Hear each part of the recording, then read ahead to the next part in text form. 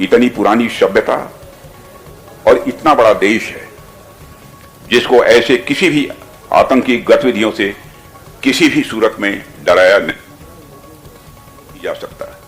ऐसी हरकतों का जिम्मेदार और इसके जिम्मेदार लोगों को आने वाले कुछ ही समय में जोरदार तरीके से नजर आएगा। मैं देशवासियों को आश्वस्त करना चाहता हूं।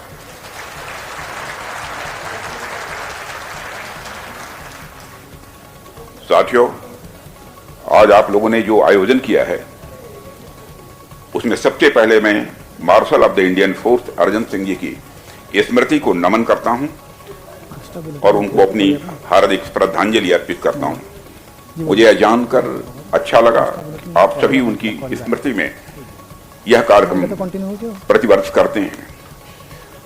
अपनी बात प्रारंभ करने से पहले मैं भारतीय वायुसेना को उनके अदम्य साहस और पराक्रम के लिए हार्दिक बधाई देता हूं।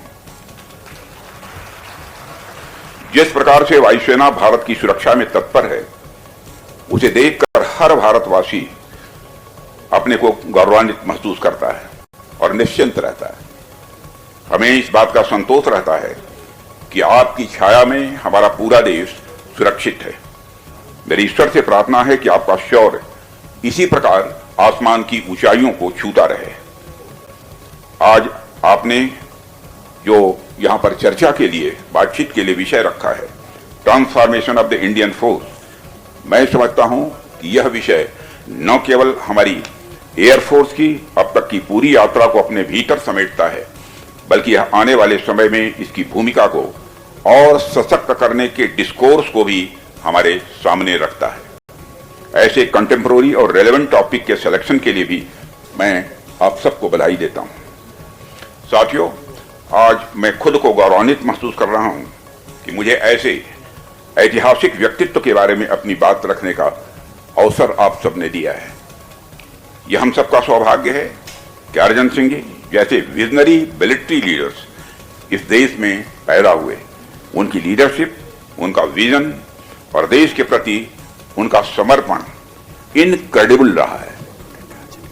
वो अपने दौर के एक विजनरी मिलिट्री लीडर तो थे ही, उनका विजन आज भी उतना ही रेलेवेंट है और आज भी वह भारतीय वायुसेना के लिए और हमारे युवाओं के लिए किसी इंस्पिरेशन से कम नहीं है।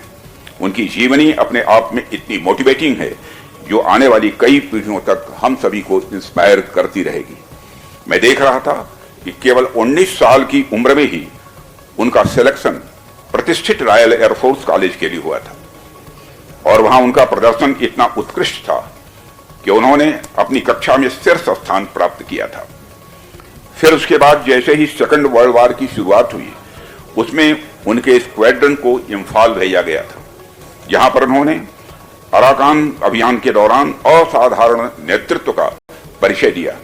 उसके बाद 15 अगस्त 1947 को आजादी की इस ऐतिहासिक अवसर पर अर्जन सिंह जी ने 12 टेम्पेस्ट विमानों के साथ एक भव्य फ्लाई पास्ट का भी नेतृत्व किया था।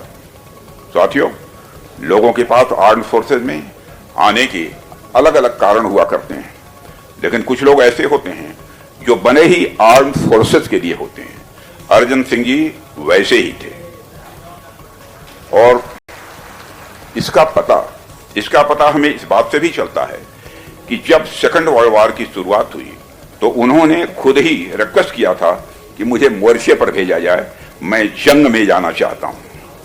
वह समस्याओं से भागने वाले व्यक्ति नहीं थे, वह समस्याओं का डटकर सामना करते थे। शायद यही कारण है कि आज इतिहास में उनका एक विशिष्ट स्थान बना हुआ है।